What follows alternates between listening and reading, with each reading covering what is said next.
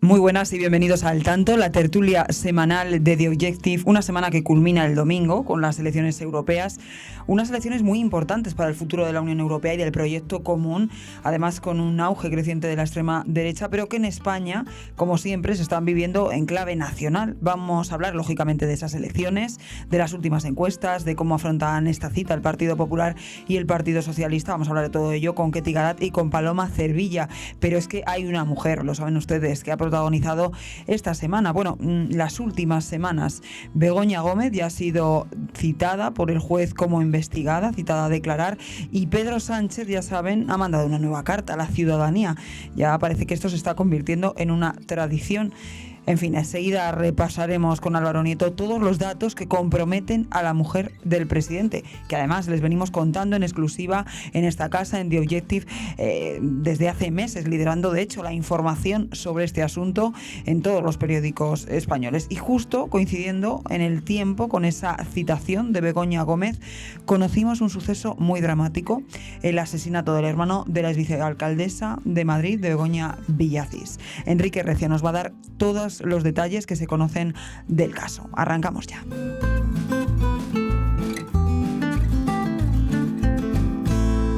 Álvaro Nieto, muy buenas. ¿Qué tal? ¿Cómo estás? Pues la verdad, un poco intentando digerir, ¿no?, todo lo que está ocurriendo. Se están precipitando todos los acontecimientos. El juez que investiga a Begoña Gómez, ya saben, la ha citado a declarar el próximo día 5 de julio. Hay que recalcar que la mujer del presidente tiene la condición de investigada, pero desde que el juez abrió esta investigación, aunque todos lo desconocíamos, desde esa primera carta del presidente del gobierno. Begoña Gómez está en el ojo del huracán, Álvaro, desde el pasado 27 de febrero, cuando precisamente este periódico The Objective destapó a toda plana el vínculo entre la trama de Koldo y la empresa turística Globalia, que ya saben luego fue posteriormente rescatada durante la pandemia por el gobierno de Pedro Sánchez.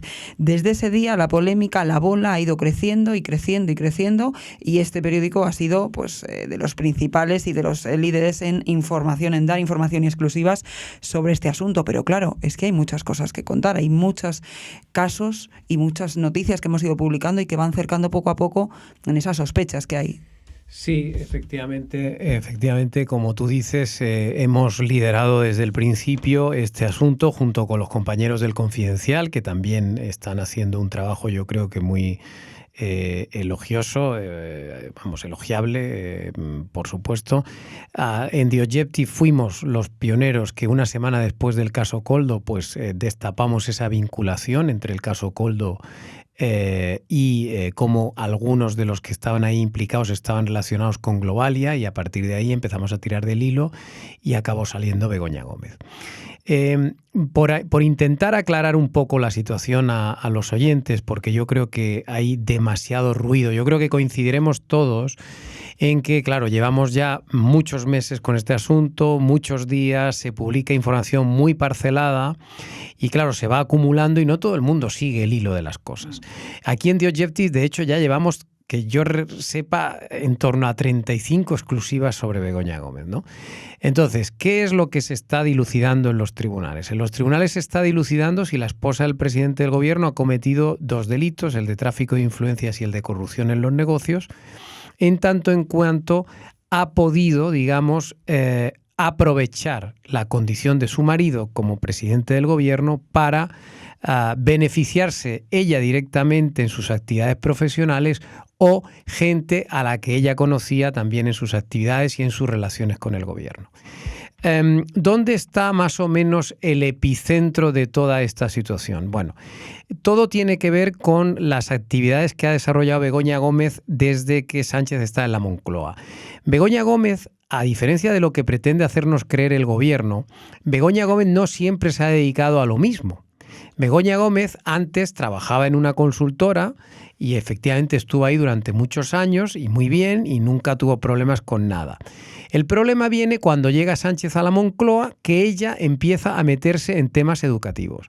Primero se mete en el Instituto de Empresa, que es una escuela de negocios de Madrid, y le crean una especie de centro para África que, bueno, en fin, era una cosa completamente nueva. No se sabe muy bien en qué consistía la actividad de Begoña Gómez, pero lo que sí se sabe es que se dedicó durante el tiempo que estuvo ahí a buscar patrocinios. Entre ellos consiguió el de Air Europa, una de las filiales de Globalia, empresa muy beneficiada por el gobierno durante los primeros años de la legislatura. En concreto, recibió 1.100 millones de euros en los años 20, 21 y 22 en concepto de rescate público, avales y subvenciones.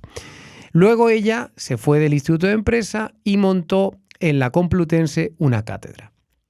Y ahí ha habido escándalos variaditos. Muy cuestionada por diferentes causas. Bueno, lo primero que porque no podría lo primero que hay que decir es que efectivamente que Begoña Gómez no está licenciada. Ella tiene un curso en una escuela de marketing y no está homologado. Su curso no es equiparable a una licenciatura al uso, que es lo que suelen exigir las universidades para dirigir una cátedra. Además, nosotros en The Objective publicamos en su momento los documentos que demuestran que en el convenio de creación de la cátedra de Begoña Gómez se establecen, o mejor dicho, no se establecen más criterios que el director de la cátedra tiene que ser personal docente de la universidad. O sea, no solo tienes que ser licenciado, que es lo normal, sino que encima en el convenio se establece que hay que ser docente en la universidad. Ella no era docente en la Universidad Complutense. Y es verdad que a posteriori nos hemos enterado que es que no era directora de la cátedra, sino que la habían nombrado codirectora. Bueno, por ahí se libra, pero bueno, ya es un trapicheo un poco extraño. Y luego lo que ha pasado en este curso es que ella ha aprovechado esta cátedra para múltiples cosas. En primer lugar, lo que ha hecho es, y quizás lo que ha sido una de las últimas cosas que nos hemos enterado, es que consiguió que para esta cátedra, para este máster, digamos, que ya tenía en la Complutense, ha conseguido involucrar a varias empresas que le han hecho una donación a modo de aplicación, que al final era una donación que iba a ser dirigida a la Complutense y de repente se la ha apropiado ella y la ha registrado ella, lo cual ahí podría estar incurriendo en un delito de apropiación indebida de un bien que ha sido donado por unas empresas privadas a una institución pública. Y sin embargo ella lo ha registrado a su nombre con el supuesto interés o intención de explotar eso comercialmente en el futuro. Pero es que luego en torno a esta cátedra ha ido buscando patrocinadores, ha ido buscando gente que pagara cursos, que mandara alumnos. Ahí hemos sabido que en su momento pues estuvo alguna empresa pública como Correos que contrató con esta cátedra. Todo esto tiene que ver con un señor que se llama Juan Carlos Barrabés, que es un empresario, que es el que le ha ayudado a ella a montar esta cátedra. El que siempre se dice el gurú. Sí, es el que le ha ayudado a montarlo todo, ¿no? Entonces, claro, ¿qué ocurre? Que una vez nos ponemos a investigar a Juan Carlos Barrabés, pues hemos visto que Juan Carlos Barrabés, curiosamente, ha tenido una relación estrechísima con el gobierno de España desde que Sánchez está en Moncloa. En concreto, Barrabés o las empresas de Barrabés han recibido 18,2 millones de euros del gobierno en los últimos años gracias a 53 contratos de 8 ministerios involucrados. Y claro, cuando te empiezas a mirar los 53 contratos, empiezas a ver cosas raras. Nosotros ya hace un tiempo dimos que los contratos más raros eran los que tenían que ver con la empresa pública Red.es, porque ahí habían unas adjudicaciones muy grandes, en concreto creo recordar que eran de en torno a 10 millones de euros, y además se habían hecho esas adjudicaciones en un concurso donde competían más empresas. Era el Ministerio de Industria. Sí, pero ahí competían varias empresas, todas ellas o casi todas ellas multinacionales, con mucha experiencia, y sin embargo ganó Barrabés. Y ganó Barrabés, y nosotros lo dimos en exclusiva, aún sin tener un plan de igualdad en su empresa, que es uno de los requisitos que exige el gobierno de Sánchez para dar un contrato público. Es decir, el gobierno de Sánchez es tan feminista que ha exigido, ha puesto como requisito que nadie puede contratar con la administración si no tienen un plan de igualdad. Bueno, pues Barrabés no tenía plan de igualdad, le dieron el contrato. A posteriori se quejó uno de los competidores y denunció esta situación ante el gobierno y no le hicieron ni puñetero caso. Bueno, para que le dieran estos contratos de Red.es, Barrabés presentó, entre otras cosas, 2 cartas de recomendación de Begoña Gómez firmadas de su puño y letra, que es otra de las cosas más sorprendentes que hay en este asunto. Cosas que tendrá que explicar, Begoña Gómez al juez. Y la gran aportación que ha hecho The Objective esta semana, y por eso estamos hablando de este asunto aquí, aparte de que esté hablando toda España de este tema, la gran aportación que ha hecho The Objective esta semana es que hemos descubierto y hemos probado cómo el contrato que obtuvo Barrabés del Consejo Superior de Deportes también es una cosa rarísima. ¿Por qué? Pues mira, porque resulta que el contrato se lo fabrican un poco a la medida, es decir, le hacen un concurso más o menos a la medida y lo que hacen es darle una puntuación en lo que tiene que ver con la parte subjetiva extraordinaria. De tal manera que cuando puntúan la parte objetiva, porque en todos los contratos públicos se valoran cuestiones subjetivas y cuestiones objetivas, cuestiones cuantificables. Entonces, como en las cuestiones cuantificables la empresa Barrabés nunca va a ganar un concurso porque hay otras multinacionales que están mejor y que tienen ofertas más baratas. Entonces, claro, ¿qué hicieron en este caso el Consejo Superior de Deportes? Que a Barrabés lo puntuaron en las cuestiones subjetivas muy alto. Cuando llegó el tema de las notas objetivas, le pusieron mal, pero no compensó una cosa con la otra y fíjate qué cosa tan curiosa, que le acabaron adjudicando el contrato, aun presentando una oferta mucho más barata. Mucho más cara, supongo. Mucho más cara, perdón. Que es un poco lo que acabó pasando también en un contrato del Ministerio de Trabajo que también hemos publicado esta semana. Pero es que lo que nosotros hemos desvelado esta semana es algo tremendo, y es que no solo el Consejo Superior de Deportes, digamos que le hizo un traje a la medida al señor Barrabés, sino que es que hemos publicado un email en donde uno de los competidores de Barrabés en este concurso con el Consejo Superior de Deportes le escribe un mensaje muy detallado al Consejo y le dice: oigan ustedes, miren ustedes, es que les he pillado. Es que ustedes están elaborando un concurso que está hecho a la medida de este señor. Además, han acortado ustedes todos los plazos legales. Normalmente tiene que haber 15 días para poder presentar una oferta. Ustedes han acortado ese plazo a 13 días sin dar explicaciones. Y entonces el tío dice: bueno, esto todo apunta a que le van a dar el contrato al señor Barrabés. O sea, un empresario denuncia lo que se está haciendo antes de que se adjudique el contrato, e incluso el hombre se atreve a decir que va a ganar Barrabés y efectivamente acaba ganando Barrabés. Bueno, pues este email llega al Consejo Superior de Deportes y nadie le hace ni puñetero caso. Hay que recordar que al Consejo Superior de Deportes ya fueron hace unos días los miembros de la Guardia Civil, los de la UCO, a registrar y a buscar pruebas, seguramente sobre este contrato, porque no hay más. Y la última novedad que hemos tenido esta semana es que ha ido la Guardia Civil a registrar Red.es por orden de la Fiscalía Europea, también para buscar pruebas que demuestren posibles amaños con contratos de Barrabés y la Administración. Y esto es lo que se está dilucidando en los tribunales. Evidentemente es un tema complejo, yo lo entiendo. Es un tema con muchísimas ramificaciones porque, por ejemplo, luego está todo el tema Globalia, que ahora mismo no se está investigando en este juzgado número 41, pero que llegará en algún momento, yo creo, a investigarse porque ahí hay mucha cosa, hay mucha tela que cortar. Y entonces, pues lo que hay que estar es atentos a ver cómo evoluciona esta investigación. Yo creo que hay 2 cosas en las que miente el gobierno descaradamente. Una, cuando dice que se ha roto por primera vez la regla no escrita de que no se puede llamar a declarar a alguien en campaña electoral, sobre todo si puede comprometer el resultado de las elecciones.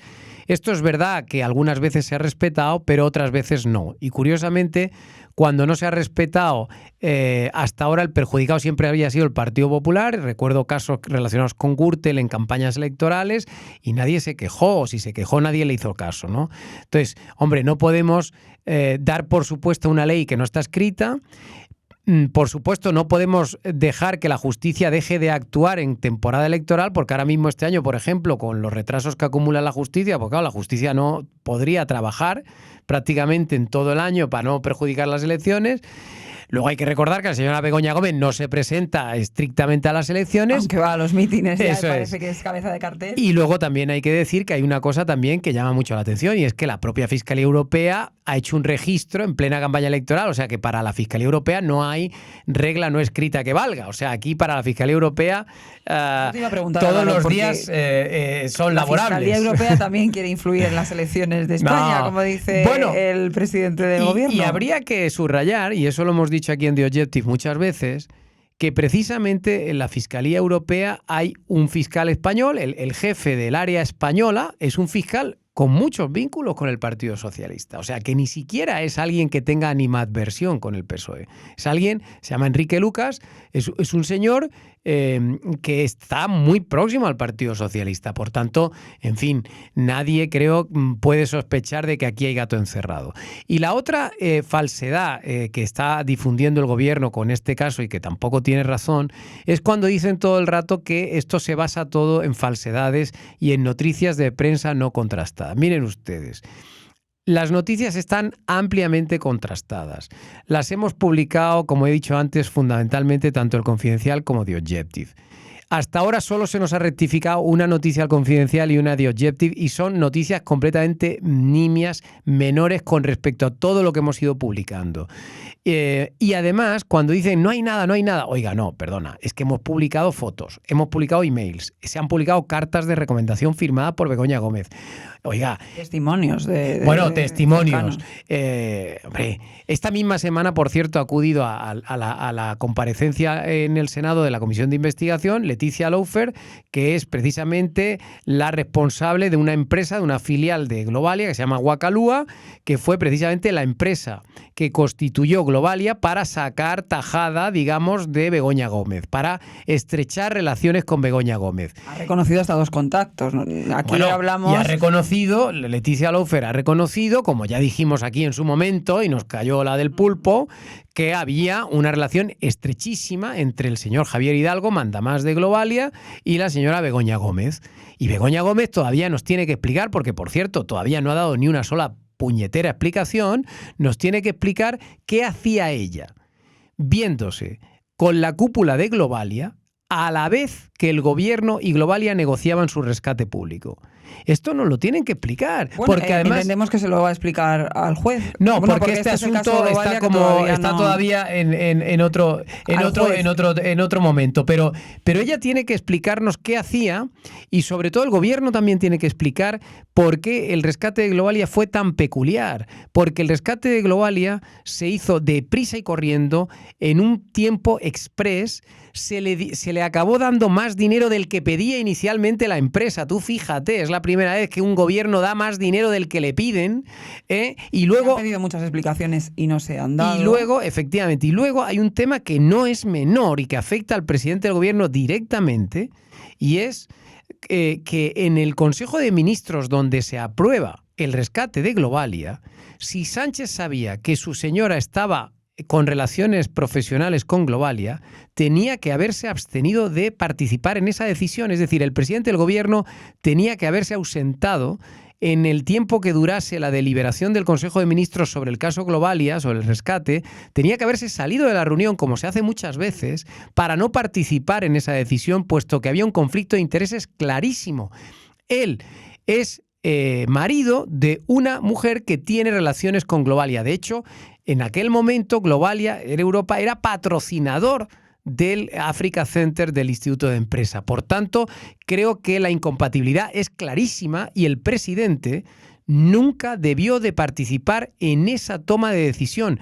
Y sin embargo, a día de hoy, no le hemos escuchado ni una sola explicación al respecto. Lo único que lanza es las acusaciones de fango, de bulos, de falsedades, de fake news, de no sé qué. Y de críticas, Álvaro, que hablabas tú. Es que es mentira eso de la regla no escrita. Pero es que más allá de que sea mentira, es que me parece muy preocupante que en una democracia se esté, ya no solo el presidente del gobierno, prácticamente todos los ministros, incluso Grande Marlaska, que es juez y ministro, pero es juez, y él mismo criticó que los políticos, cuando él era juez, criticaran y se metiesen en las decisiones judiciales. Pero es que hay que decir que ninguno de nosotros podemos saber si el juez tiene o no una intención de interferir en las elecciones. Lo que sí que podemos tener claro es que el poder legislativo, es que los políticos sí están interfiriendo en lo que están diciendo los jueces, y eso es gravísimo.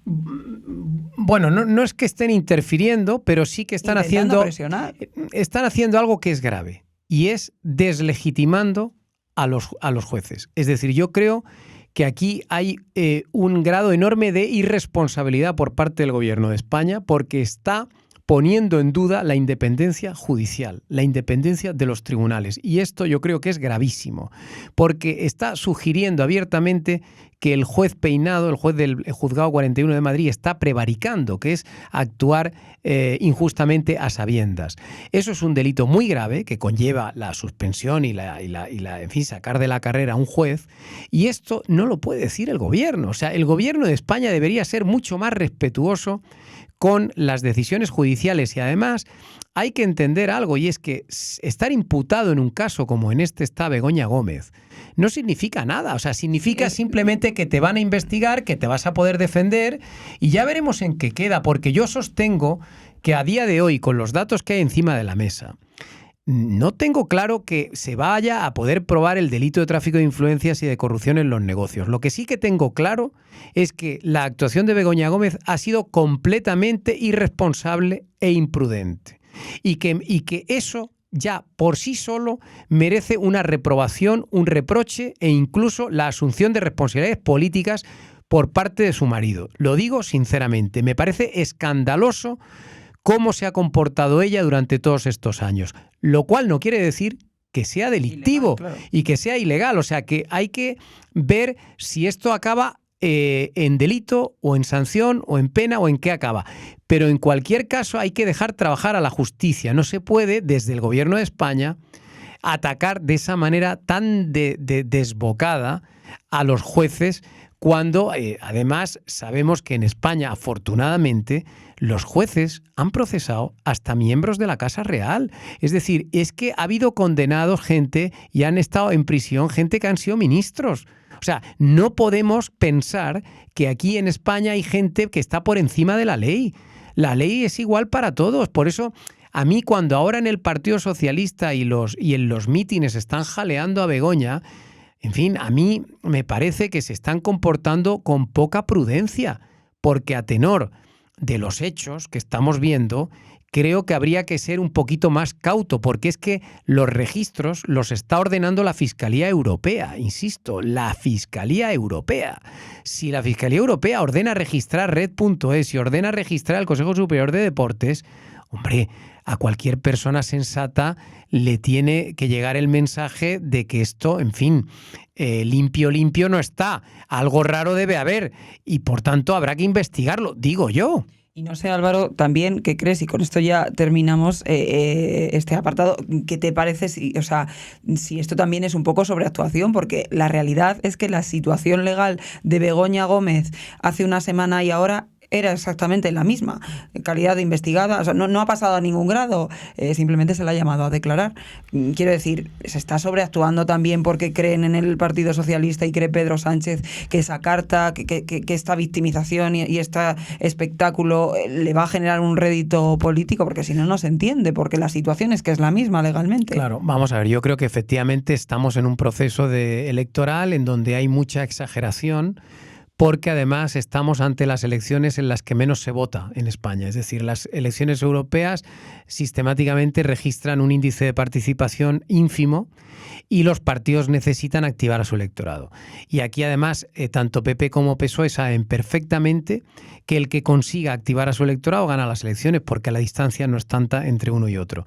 Entonces, claro, están intentando, en el caso del Partido Socialista, ir de víctimas, liarse la manta a la cabeza, a ver si su gente acaba saliendo a la calle y votar el día 9 de junio. ¿Lo logrará? Pues no lo sé. Sinceramente, yo creo que ahora mismo yo ya me he perdido un poco. La sensación que me da...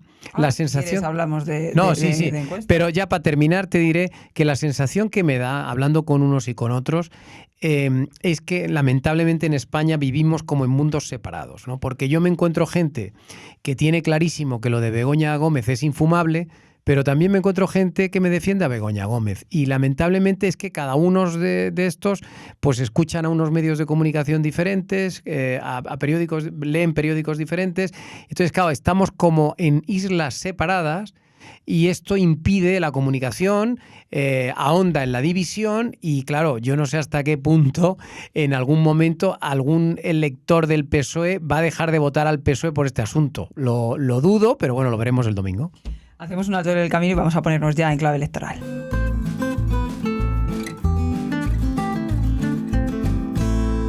Pues vamos a abrir ya página electoral porque este miércoles, ya saben, se terminó el plazo legal para publicar las encuestas. Todas prácticamente dan como favorito al Partido Popular. Según GAT3, en una encuesta para el diario ABC, el Partido Popular pasaría de contar con 12 escaños a haber aumentado su número hasta los 23-24, con un porcentaje de voto de aproximadamente el 34,9%. Por su parte, el Partido Socialista estaría bastante cerca, mantendría sus 20 escaños con un 29,8% de los votos. El partido de Santiago Abascal, Vox, acumularía, según esta encuesta de GAT3, un porcentaje de voto del 9,7%, mientras Sumar contaría con un 5,9%. Además, el partido Se acabó la fiesta de Alvise Pérez entraría, según esta encuesta, en el Parlamento Europeo con un escaño. Junts conseguiría un escaño y la Unión de Ahora Repúblicas mantendría los 3 escaños que ya tenía en elecciones anteriores. Más o menos esta encuesta de GAT3 se parece a todas las que se han ido publicando, escaño arriba, escaño abajo, en los últimos días en los diferentes periódicos y por las diferentes casas privadas. Eso sí, hay que decir, Álvaro, que la encuesta del CIS se distingue del resto.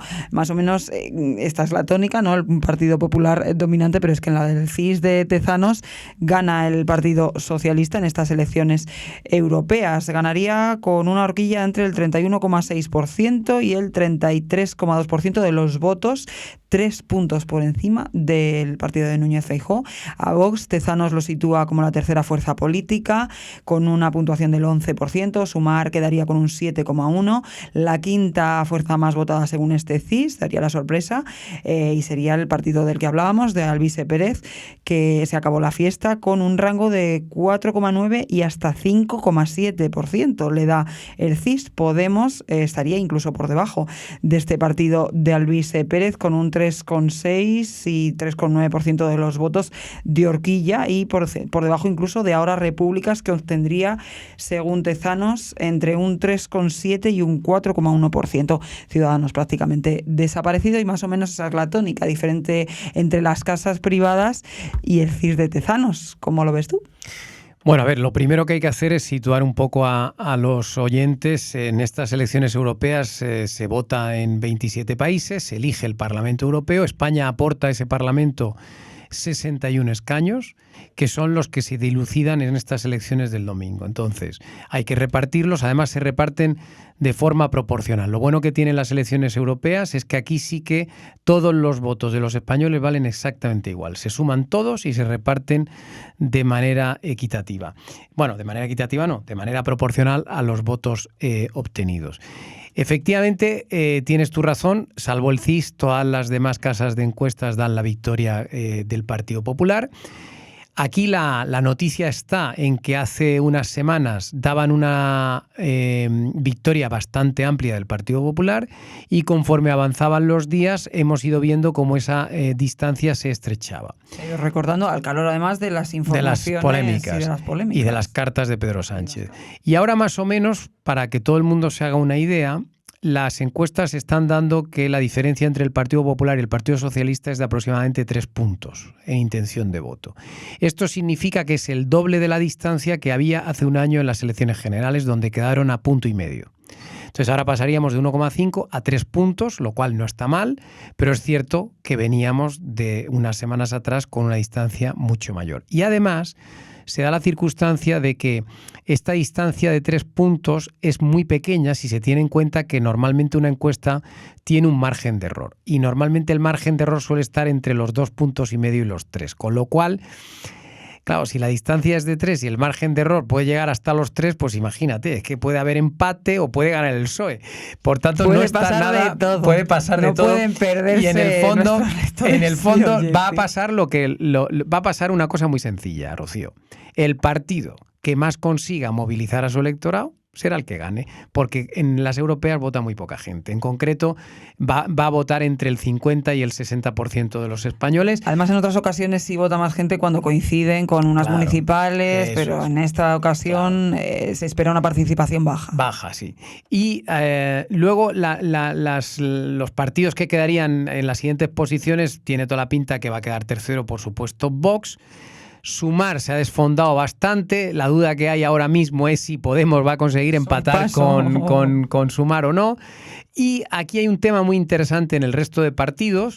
Ahora Repúblicas, que es una coalición entre Esquerra Republicana de Cataluña, Bildu y Aramés, estos van a conseguir representación, se van a salvar porque está muy fuerte Bildu, a pesar de la caída de Esquerra Republicana, pero Bildu aguanta.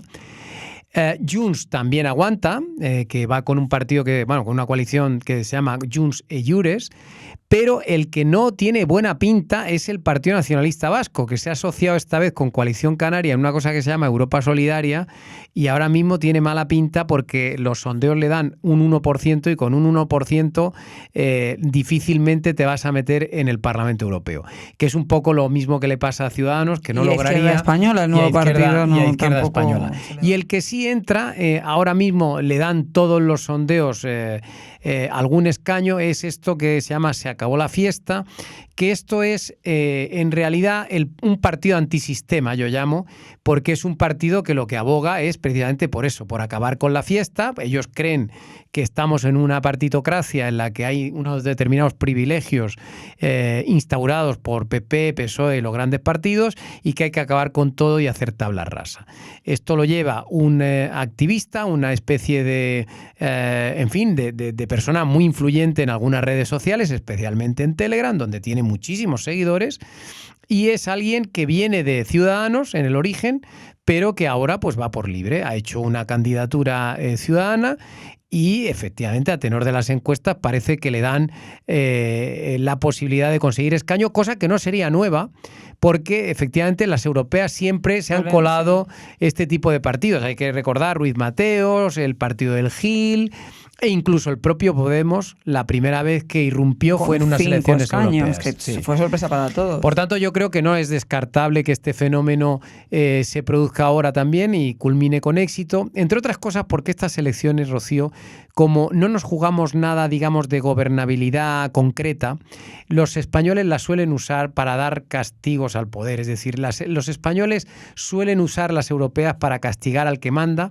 y para lanzar mensajitos, porque son unas elecciones donde sale gratis dar una colleja, ¿no? Y entonces yo creo que al final, por ese motivo, acabará. Si me tengo que mojar, te diré que yo creo que el Partido Popular va a ganar ampliamente las elecciones, porque yo creo que al final va a haber un voto de castigo muy fuerte con el gobierno, sinceramente lo digo, pero no porque sea Pedro Sánchez o el PSOE, sino porque siempre pasa.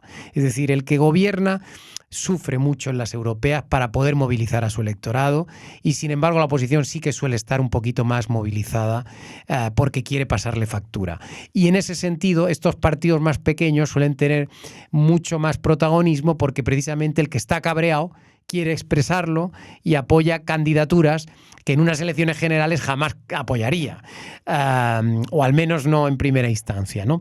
Y luego diré que esta sensación de que estas elecciones no sirven para nada es una sensación completamente equivocada. Eso te iba a decir, y sobre todo aprovechando de que te tenemos aquí con tu experiencia de haber trabajado en Europa, esto se vive así en otros países porque sí nos jugamos. Hay ahora mismo en el continente, está la guerra de Ucrania, está la situación con Israel, una extrema derecha creciendo, una situación con la inmigración cada vez más tensa en algunos lugares, y en países como Francia se da por hecho que va a ganar el partido de Marine Le Pen, en Italia el de Meloni. O sea, hay una tendencia a unas dudas sobre el proyecto europeo que sí que nos estamos jugando el proyecto europeo. Hombre, indudablemente en estas elecciones se vota un parlamento que es el europeo, en donde se toman decisiones a diario y se aprueban directivas que luego nos impactan en nuestra vida cotidiana.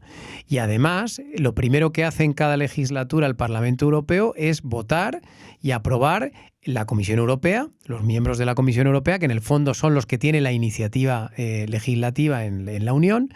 Y ese mismo Parlamento elige también al presidente del Consejo y elige al representante de Asuntos Exteriores, ¿no?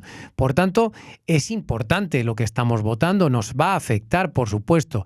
Y todas las encuestas en toda Europa indican más o menos todas en la misma dirección. Y es que va a haber un giro a la derecha. Es decir, en estas elecciones se va a reforzar mucho lo que llamamos partidos de extrema derecha. Lo que pasa es que los partidos de extrema derecha en Europa están divididos. Forman ahora mismo en el Parlamento Europeo dos familias, una, digamos, de los que son pro-Putin y otra de los que son anti-Putin, ¿no? O de los que son, digamos, más occidentales y más europeístas. La duda que hay es si después de estas elecciones, cuando llegue el momento de constituir el Parlamento Europeo, estas dos facciones se van a unir para tener un grupo parlamentario mucho más poderoso que sí que pueda influir a la hora de nombrar a la nueva Comisión Europea, que yo creo que va a ser el momento clave, ¿no? Porque es verdad que la derecha en general está muy descontenta con Ursula von der Leyen, que aunque es de derechas, es alemana, pero se ha comportado en algunos temas, claro, se ha comportado en algunos temas muy raro, de una manera un poco extraña. Entonces, yo creo que a poco que la extrema derecha tenga poder en el Parlamento Europeo le van a pasar factura y van a intentar que no sea von der Leyen la siguiente presidenta de la Comisión. Van a intentar colocar un perfil un poquito más duro y evidentemente habrá en la nueva Comisión Europea más comisarios de extrema derecha o de partidos, digamos, más extremistas, porque hay que recordar que los comisarios de cada país los elige el gobierno que esté en ejercicio. Entonces, ¿qué ocurre? Que ahora mismo, por ejemplo, en Italia, pues gobierna Meloni, es Meloni la que tendrá derecho a nombrar a su comisario. Y luego pasará, por supuesto, por la votación en el Parlamento, pero en teoría no le van a poner problemas.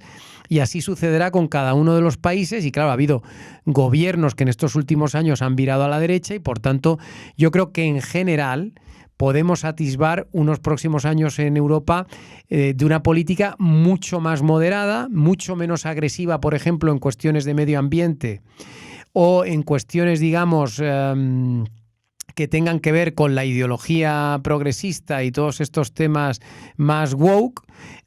Y luego, por supuesto, yo sí que creo que va a haber un reforzamiento de toda la parte militar, porque evidentemente la Unión Europea va a tener que rearmarse y reconstruirse y fortalecerse si quiere salir viva de este envite de Rusia y de China, porque en el fondo también está aquí China amenazando y acuciando, y hay que cada vez hacerse más autónomo, sobre todo económicamente, de esa parte del mundo. Pues vamos a ver cómo afrontan, sobre todo en España, el Partido Popular y el PSOE estos comicios, que ya veo acercarse a Ketty Garat y a Paloma Cervilla.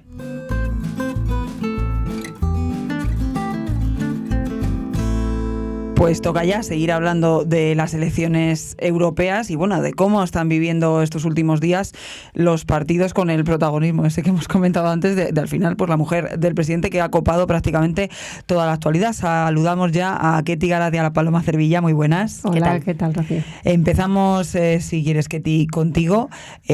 ¿Cómo afronta el PSOE estos últimos días?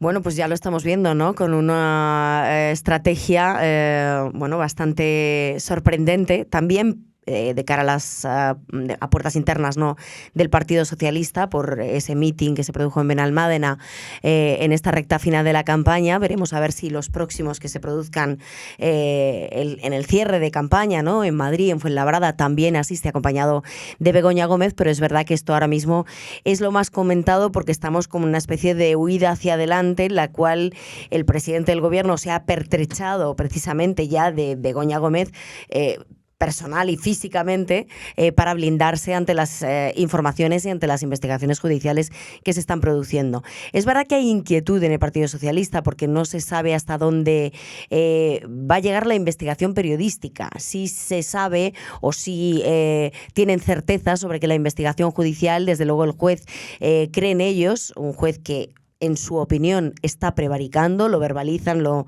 hemos ido contando a lo largo de esta semana. La convicción del gobierno es que el juez se está pasando de la raya con la intención directa de beneficiar electoralmente al Partido Popular y, por lo tanto, no tiene ninguna duda de que después de la imputación hay muchas posibilidades de que se abra incluso juicio oral, de que lleve la cuestión a término y de que pretenda sentar a la mujer del presidente del gobierno en el banquillo.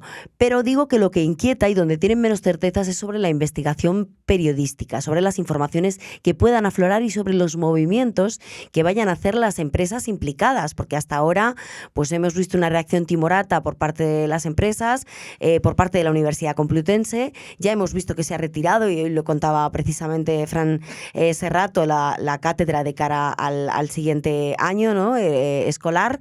Ya no podemos hacer el máster. Ya no se puede hacer el máster de Begoña Gómez y ya veremos, bueno, pues cuáles son los siguientes pasos que se dan por parte de la universidad, que ya digo es lo que inquieta de cara a que pueda realmente tener un recorrido judicial pues más serio, precisamente porque era la propia Begoña Gómez quien publicitaba ese software que publicó El Confidencial en su propia página web de la Cátedra de Responsabilidad Corporativa, con lo cual yo creo que esto sí que inquieta de manera considerable. Es verdad que la cúpula del partido y la cúpula del gobierno están convencidos de que esto puede conllevar rédito, no tienen las mismas certezas ni la misma seguridad en los cuadros medios y en los cuadros bajos, incluso en algunos territorios del Partido Socialista, donde dicen que esto va a tener un impacto cero en la campaña, ni para bien ni para mal. Todos descartan que lo vaya a tener para mal, pero bueno, esto es lo que está por dilucidarse de aquí a los próximos días, ¿no? Paloma.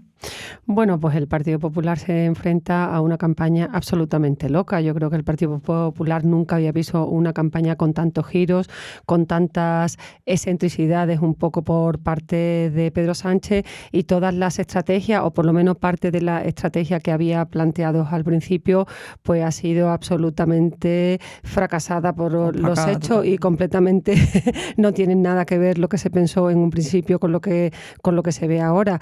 El Partido Popular es verdad que hace 2 meses tenía unas expectativas bastante buenas, bueno, que incluso podía sacarle 5 o 6 puntos al Partido Socialista. Se fue estrechando poco a poco esa distancia, ¿no? Que parece ser que se podía quedar entre 3 puntos, y luego Pedro Sánchez empezó a dar unos volantazos, unos giros de guión, sobre todo empezó con el tema de Argentina, ¿no? Con Milei, con la acusación que le hizo de que podía consumir droga. Yo creo que se fue un choque muy planteado y muy organizado. Nada se hizo gratis, como quien dice. El Partido Popular se quedó como noqueado, ¿no? Porque la primera estrategia fue pues unirlo a Abascal y Vox, que es lo que pretendía Pedro Sánchez, y luego Pedro Sánchez hizo otro giro con Israel, con el reconocimiento del Estado palestino, y que también supuso un volantazo para el PP, y ya esa segunda carta en la que Pedro Sánchez arremetía sin piedad contra los jueces, contra los medios, contra los ultras. El Partido Popular se quedó absolutamente desconcertado, ¿no? La campaña del Partido Popular ha estado enfocada sobre todo con Feijóo. La candidata Dolors Montserrat es verdad que ha estado más desaparecida, sí, ¿no? Pero quizás porque el Partido Popular ha tenido que ir improvisando a cada minuto, ¿no? Para responder a todos estos giros que hacía Pedro Sánchez, y ya el último giro final fue el que se produjo ayer cuando salió con su mujer en el meeting, y sobre todo porque ahí había un elemento que el Partido Popular sí toma mucho en consideración, que llama la apología de la corrupción. La corrupción antes no era un valor en política, todo lo contrario, y el Partido Socialista lo ha puesto como un valor en alza. sí que cotiza la corrupción para el Partido Socialista ahora, porque parece que exhibir esa presunta corrupción que parece que acecha a su mujer, para ellos se ha convertido en un valor en política. Pero yo he testado hoy, ¿no?, como estaba en la cúpula del partido, y ellos piensan, yo no lo sé si ciertamente o no, porque estamos a una campaña inédita para todos, ¿no?, por estos volantazos que comentaba antes, que lo que es el poner a la corrupción como que cotiza en política puede perjudicarle en estos últimos días de la campaña, con lo cual el Partido Popular está a la expectativa sobre lo que mañana pueda suceder, porque ellos dicen puede pasar cualquier cosa, pero bueno, confían en que pueden ganar estas elecciones, pero también por un margen muy estrecho. Es una campaña en la que se ha hablado muy poco de Europa, todo ha sido prácticamente clave nacional, y yo quería preguntaros a los tres, ¿quién se juega más? Porque claro, en una situación como la que estamos hablando, con escándalos que afectan al entorno del presidente y presunta corrupción que afecta a su esposa, pues bueno, todo haría indicar que el Partido Popular debería sacar una diferencia mayor de la que por lo menos están apuntando las últimas encuestas. Entonces, ¿quién tiene más que perder en estas elecciones? ¿Pedro Sánchez o Alberto Núñez Feijóo? Hombre, yo creo que a priori el que más tiene que perder es el Partido Popular, porque no olvidemos que venimos de unas elecciones, las del 23 de julio, donde ya ganó el Partido Popular. Por tanto, en estas de ahora, lo normal, después de todo lo que ha pasado en este último año, es que el Partido Popular haya abierto brecha respecto al Partido Socialista. Si vemos que los resultados dicen lo contrario, que se ha reducido la brecha, es que algo está pasando. No es normal porque hace un año no existía el caso Begoña Gómez, no existía el caso Koldo. Es decir, que yo creo que han pasado cosas lo suficientemente relevantes que justifican que esa distancia se amplíe. Vamos a verlo. Y además, tradicionalmente en España, las elecciones europeas siempre han sido para castigar al gobierno, al que gobierna, porque es una manera muy fácil de darle un recadito al que gobierna sin que afecte a la gobernabilidad de España ni de nada. Entonces, yo creo que en el fondo es Feijóo el que más se juega, y si la distancia es corta o incluso llega a empatar o perder las elecciones, yo creo que ahí en el Partido Popular, no sé cómo lo ve Paloma, pero van a correr ríos de sangre, porque evidentemente eso no habría nadie que lo pudiera aceptar, digo, internamente en el partido, ¿no? O sea, sería completamente injustificado e injustificable. Con la que está cayendo. Claro, con la que está cayendo, ¿no?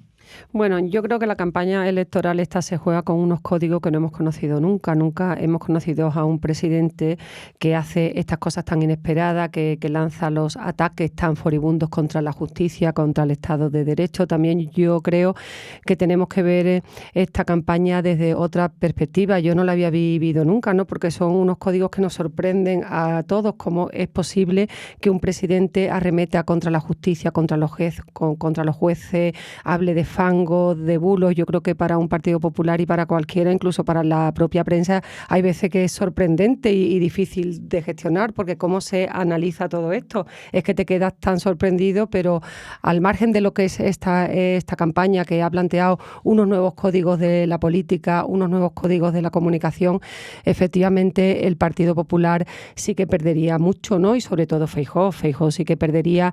Yo creo que si Feijóo pierde estas elecciones, en el Partido Popular se va a abrir una brecha importante entre el liderazgo del presidente y la militancia, y entonces yo creo que sí se podrían ya saltar algunos presidentes autonómicos.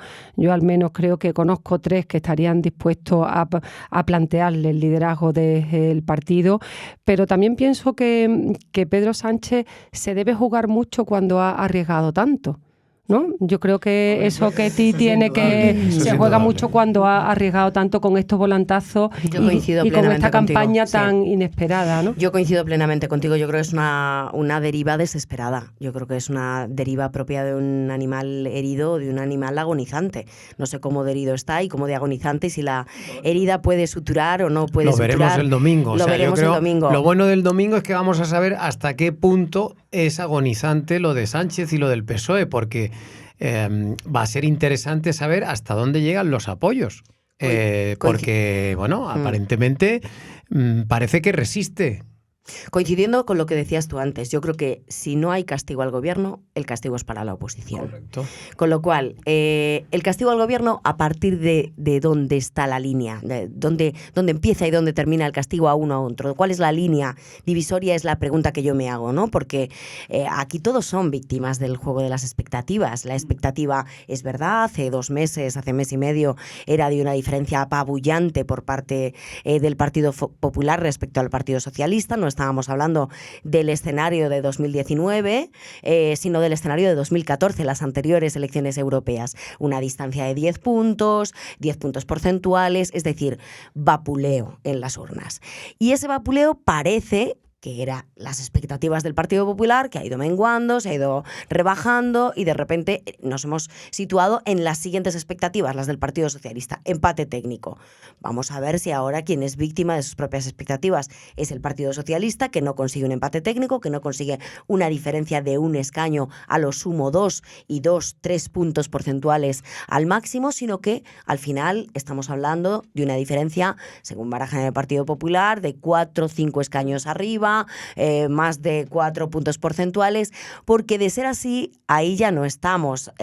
Ahí ya se va a poder decir que a Pedro Sánchez le ha pasado factura esta campaña a la desesperada, el pertrecharse de Begoña Gómez, los ataques a los jueces, los ataques a los medios de comunicación, el populismo, la deriva populista, el trampismo de las cartas y de los y del ninguneo a los medios de comunicación para dirigirse directamente a la ciudadanía a través de cartas en las redes sociales. Yo creo que esa es la línea divisoria, 4 o 5 escaños.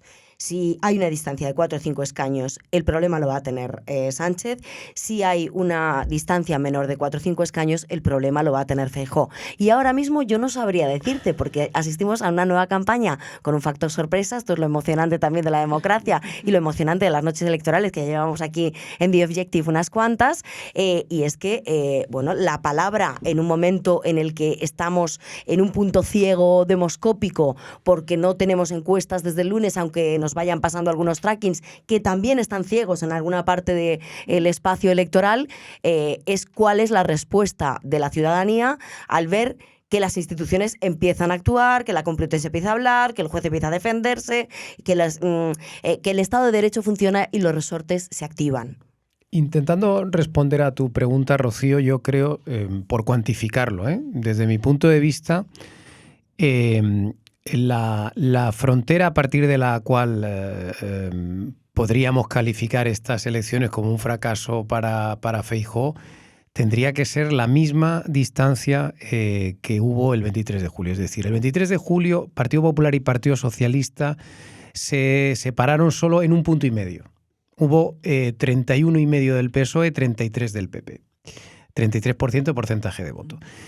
Lo normal, como decía antes, es que un año después esa brecha se haya agrandado. Si Feijóo no consigue pasar del 1,5 puntos de diferencia con el PSOE, será un fracaso, lo siento mucho. Es así, porque es que ha llovido tanto, ha caído tanto, que si no es capaz de sacarle más de 1,5 puntos al PSOE, pues es un fracaso, lo siento mucho. ¿Va a estar por encima del 1,5 puntos del PSOE? Yo creo que sí. Yo creo que el Partido Popular va a estar claramente por encima del 1,5 puntos respecto al Partido Socialista. Pero hay algo con lo que no estamos contando, y es que el Partido Socialista ha ido en las últimas semanas, en esta deriva que ha emprendido Sánchez, ha ido arañando voto de Sumar.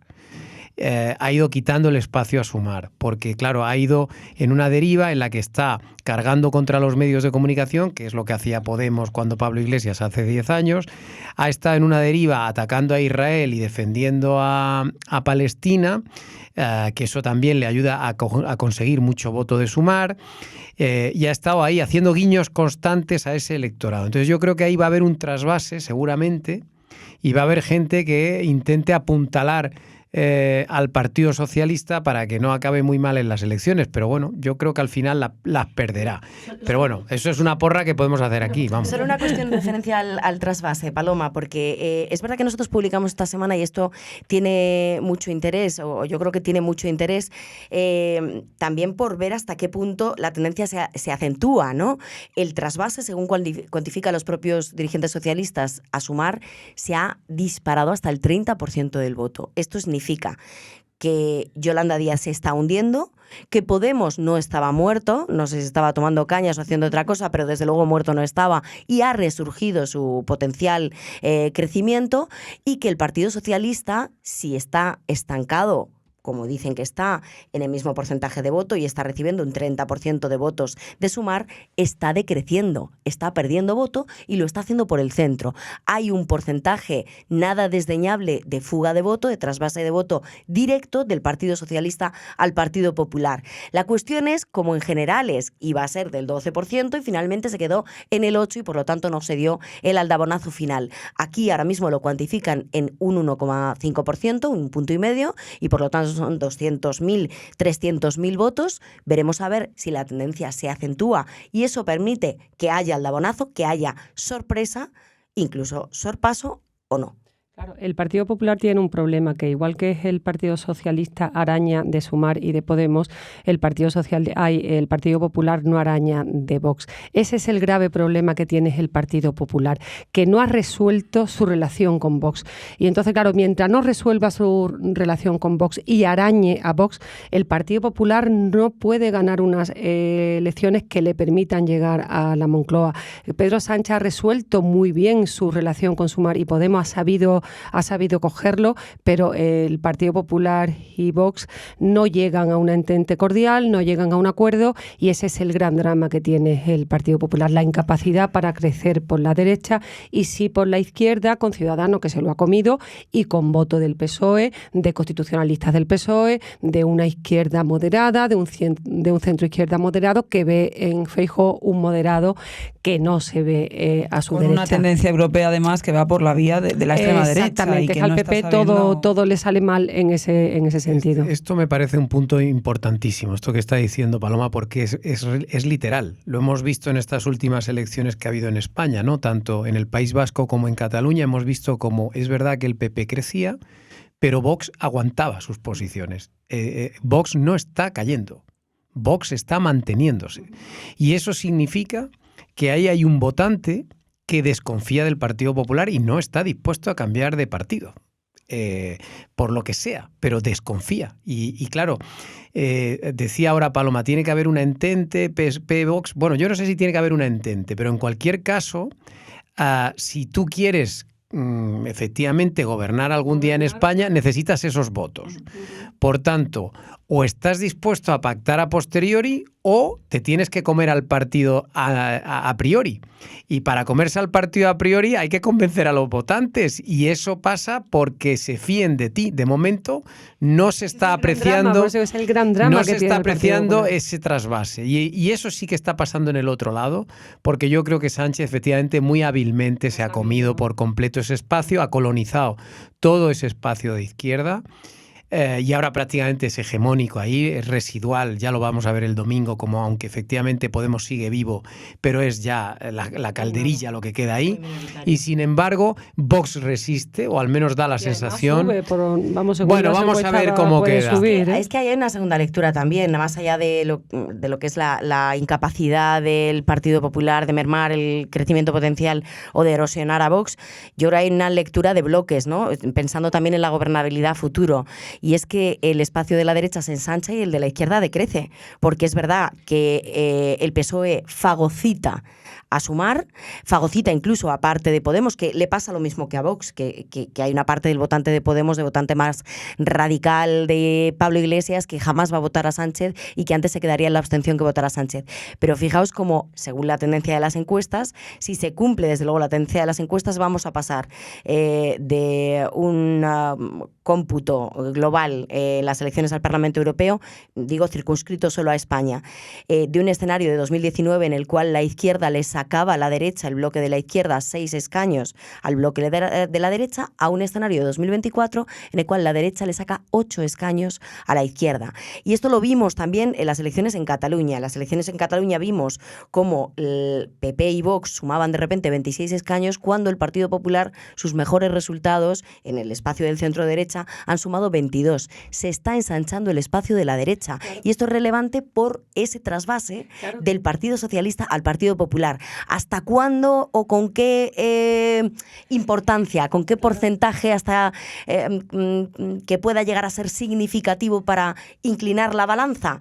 Esa es la pregunta. Pero la división de la derecha es lo que le perjudica y por eso Pedro Sánchez actúa ahí, porque sabe perfectamente que mientras PP y Vox estén divididos será imposible alcanzar la mayoría suficiente para desalojarle de la Moncloa, y por eso Pedro Sánchez incide en esa estrategia de dividir a la derecha. Bueno, yo creo ¿no? que Yo creo que la estrategia de Sánchez más bien va en la línea de alentar el espantajo de la extrema derecha para movilizar a sus votantes. O sea, yo creo que claramente se ha visto que esta ha sido de nuevo una campaña electoral en donde el Partido Socialista lo que ha hecho es agitar el fantasma de la extrema derecha, que viene la extrema derecha, para intentar activar a sus votantes, que es lo que él necesita. Él necesita que en unas elecciones en las que se vota poquísimo, pues su electorado vaya a votar, porque al final va a ganar el que consiga movilizar a los suyos.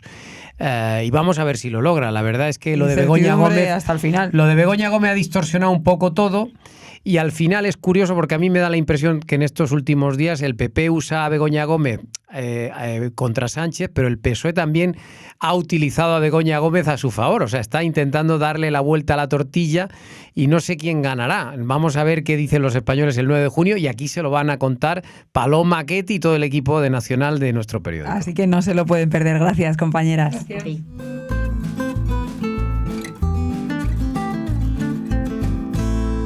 Y bueno, vamos a saludar ya a nuestro compañero Enrique Recio para hablar de una noticia que la verdad que nos dejó a todos sorprendidos y muy descolocados. Una noticia muy dramática, el asesinato a tiros del hermano de la ex alcaldesa de Madrid, de Begoña Villacís, esta semana. Enrique Recio, te doy paso ya para que nos cuentes todo lo que se sabe del caso y sobre todo que nos cuentes qué es lo que ha ocurrido. Hola, ¿qué tal, Rocío? Pues sí, bueno, todo se ha desarrollado, digamos, en tiempo récord, ¿no? Porque el martes fue cuando se perpetró, como has dicho, el asesinato a tiros de Borja Villacís, el hermano de la ex vicealcaldesa. También hubo otro herido que iba con él en el coche. Entonces, bueno, pues a partir de ahí es verdad que una serie de errores de quienes perpetraron el crimen, ¿no? Que ya hemos contado en el periódico, el clan de los Estopa, la madre y su hijo y otro amigo de su hijo, pues en el plan que emprendieron de vida, pues bueno, cometieron muchos errores, el coche era alquilado, etcétera. Entonces, pues entre la Policía Nacional y la Guardia Civil, pues los detuvieron entre ese mismo martes y el miércoles en la ciudad de Yuncos, en Toledo.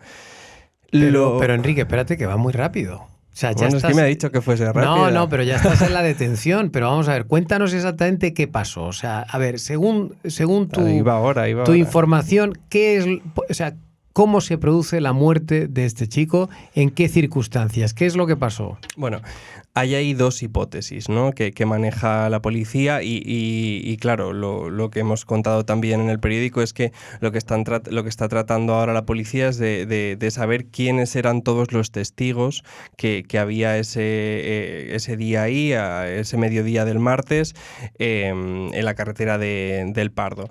Por un lado, creen casi al 100% de que se trata de un ajuste de cuentas por temas relacionados con el narcotráfico, porque todos los implicados, tanto de la parte de las víctimas como la parte de los, digamos, los pistoleros, ¿no? Los que perpetraron el crimen, tienen antecedentes relacionados con el tráfico de drogas.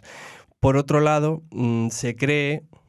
otras fuentes apuntan a que habían quedado, bueno, de hecho algunos testigos apuntan a que habían quedado, digamos, por un lado Borja Villacís, la otra persona que resultó herido, que fueron acompañados de otros 4 vehículos más y quedaron allí con la familia del clan de los Estopa y la otra persona, para supuestamente pegarse o arreglar algún asunto, hablar de algo, y fue cuando fueron sorprendidos por esta familia que iban armados hasta las cejas. Iban armados, se cruzaron en la carretera con el coche en el que iba el hermano de la ex vicealcaldesa, entonces dispararon a bocajarro contra ellos, causándole la muerte instantánea a Borja.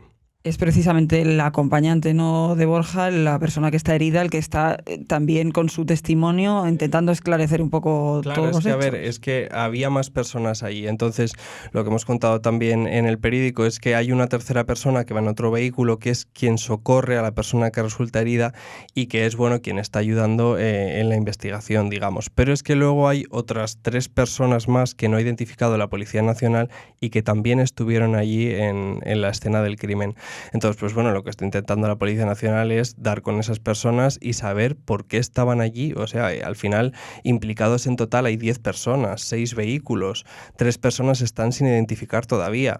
En fin, quedan por cuadrar muchísimos detalles. Pero da la impresión, Enrique, por el vídeo que vimos cuando estuvieron cambiando las matrículas y tal, que son un poco aficionados, ¿no? Esto, o sea, es verdad que iban armados hasta los dientes, pero hombre, no se pone uno a cambiar una matrícula enfrente de Telecinco. Sí, desde luego eran un poco, digamos, torticeros, ¿no? O sea, sí que habían planeado, digamos, el crimen, porque otra cosa que sabe la Policía Nacional es que, efectivamente, como dice Álvaro, en el descampado frente a los estudios de Mediaset, en el que se ponen a cambiar la matrícula del coche alquilado, y parece ser, están investigando, que dejan una caja con armas, ¿no?, para deshacerse ahí de las pruebas. Luego huyen campo a través y otro coche de alta gama pues se suben a ese coche y les llevan hasta Yuncos, que es donde fueron detenidos el miércoles. O sea, la planificación estaba ahí, pero es que fue muy torticera. Entonces la policía, digamos, entre comillas, lo ha tenido fácil a la hora de dar con ellos.